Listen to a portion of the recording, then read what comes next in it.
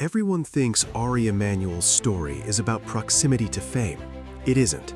This is not the story of a celebrity. This is the story of a financial decision. Because Ari Emanuel did not build his fortune by being on camera, or by collecting attention, or by acting rich. He built it by making one brutal shift, from selling access to owning the machine that monetized access.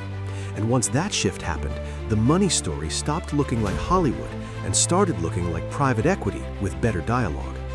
Based on reported estimates, Bloomberg valued his wealth at least $1 billion in early 2025. But the interesting part is not the number. The interesting part is how an agent turned commissions into control. Ari Emanuel matters financially because he crossed the line that most high earners never cross. He started in representation, where even elite income is still labor income, still tied to relationships, still dependent on constant motion. But over time, he moved into building and then running Endeavor, the company behind WME and later major sports and entertainment assets. By 2025, he was serving as executive chair of WME Group and CEO of TKO, the public company built around UFC and WWE. That is a very different economic position. One world pays you for your time, your judgment, your hustle. The other pays you because you own the asset that everyone else works through. That distinction is the whole story. So how did Ari Emanuel actually make money? At first, the answer was the classic agency model: commissions, packaging, brokering deals, representing talent, being in the middle of expensive transactions. But that was only the seed capital. The real wealth engine came from equity. In 2013, WME and Silver Lake announced an agreement to acquire IMG, pulling sports, events, media, and rights management into the same orbit as talent representation. Then in 2021, Endeavor finally reached the public market, raising about $511 million in an IPO priced at $24 a share and valuing the company at roughly $10.3 billion. At that point, Emanuel's financial life was no longer mainly about fees. It was about what his ownership stake could become. And that still wasn't the biggest move. The move that changed the entire financial picture was sports. In 2016, WME IMG led the acquisition of UFC for almost $4 billion. At the time, that looked aggressive, maybe even strange, a talent and media company diving that deep into combat sports. But what happened next is the part most people miss. In 2023, Endeavor and WWE announced the creation of TKO, a new public company that valued UFC at $12.1 billion and WWE at $9.3 billion, with Endeavor holding a 51% stake. That is the moment the bet became visible. UFC was not just another acquisition. It became the crown jewel that converted an agent's empire into a rights-driven, cash-generating global sports platform. If you want one answer to the question, how did Ari Emanuel make his money? This is it. He stopped being paid for arranging the show and started owning the show. Now, here's the contrast, because every good finance story has one. The smartest move in Ari Emanuel's career may have been the UFC bet. But the dumbest-looking phase was the failed 2019 IPO attempt. Endeavor had to abandon that offering amid weak investor demand, and the earlier registration was later withdrawn. That matters because it exposed the risk in Emanuel's style. He is not a conservative allocator. He builds complicated, acquisition-heavy structures and pushes them hard. Public markets basically told him, not yet. For ordinary people, that is a useful warning. Even when the long-term thesis is right, timing, leverage, and market appetite can punish you if your structure gets too complex before your cash flows are obvious. The failed IPO did not destroy the empire, but it revealed the pressure points. Then came the reversal. Endeavor returned to the public market in 2021. TKO arrived in 2023.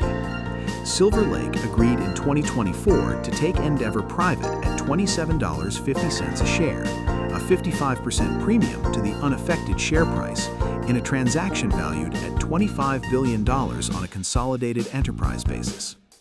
That sequence tells you something important about wealth creation at this level.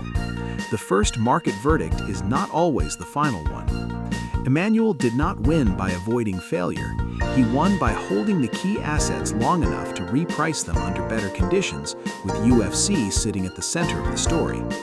In personal finance language, he did not confuse a bad mark-to-market moment with a broken asset. The meaningful numbers make the pattern even clearer. Public filings show that Emanuel's reported compensation swung wildly depending on deal timing and equity awards. Endeavor's filings show a 2021 compensation figure of about $308.2 million, driven largely by stock awards around the IPO.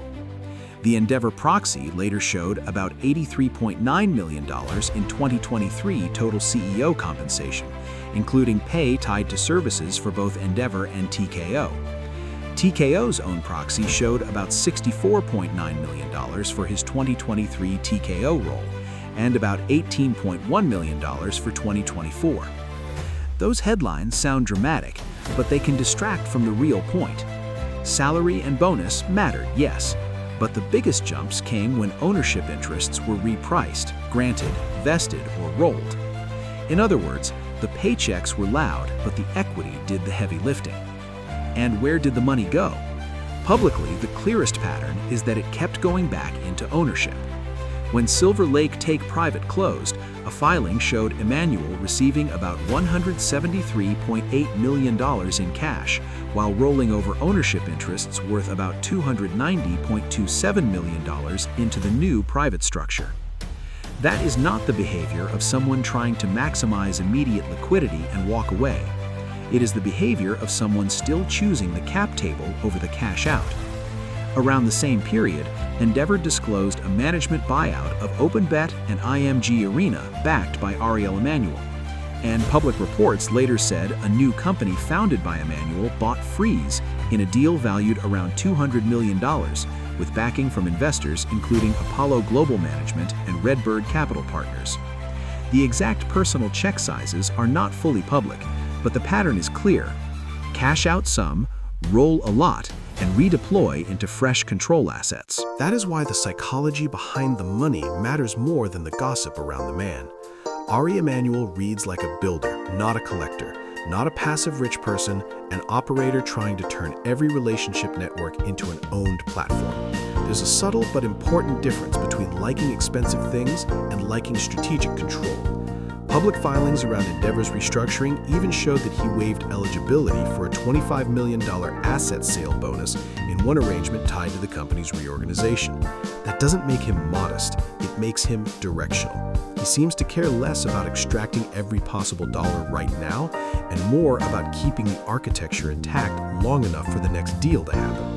That instinct can look reckless from the outside, but financially it is coherent.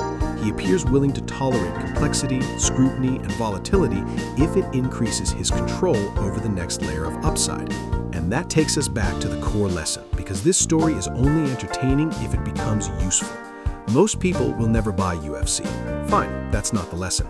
The lesson is the sequence. First, use skill to create income. Then, use income to buy ownership. Then, protect that ownership long enough for the market to recognize what you actually own. Too many people stop at step one. They become good at their job, then spend like the job will last forever.